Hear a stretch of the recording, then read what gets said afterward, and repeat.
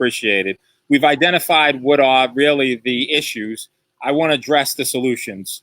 You know, we have people who are suicidal. What can they do in order to release that? We have people who have a lot of anxiety. We have the suicide prevention hotline that I want to put up on the screen. But what do you say to people who are number one, looking to commit suicide because of this, or who have heightened anxiety because of this? Address those two things, and I have two other things to address right after. Well, I think it's important for all of us to understand that what we're going through is very challenging and very difficult.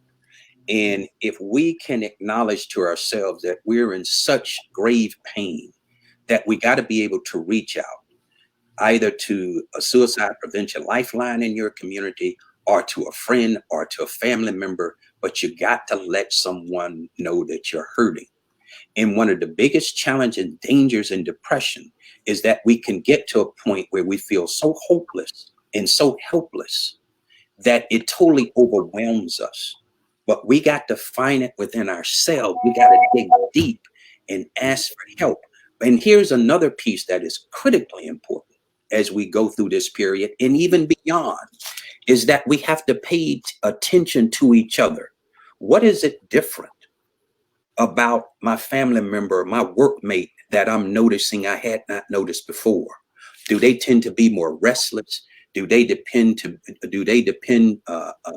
be more angry or easily agitated? Do they appear to just be withdrawn? If these are things that are uncharacteristic of their behavior, they're also signs and symptoms of someone who may be depressed and critically depressed and struggling with some depression and anxiety. And sometimes, Joey, we have to be there to kind of police each other, if you will, and be able to quietly and very gently, hey, Cedric, is there something that going on you want to talk about? Hey, Joey, hey, let's go have a cup of coffee. We all have a responsibility, particularly now, to be able to look out for each other.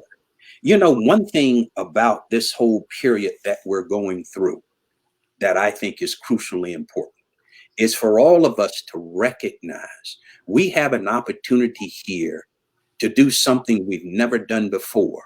And that is to truly be able to help each other, to be our brothers and sisters keepers, because we may know victims out here today, but it's not in our family. Maybe it's not a close friend, but we're all within 1 or 2 degrees now of knowing someone who is being stricken by this disease.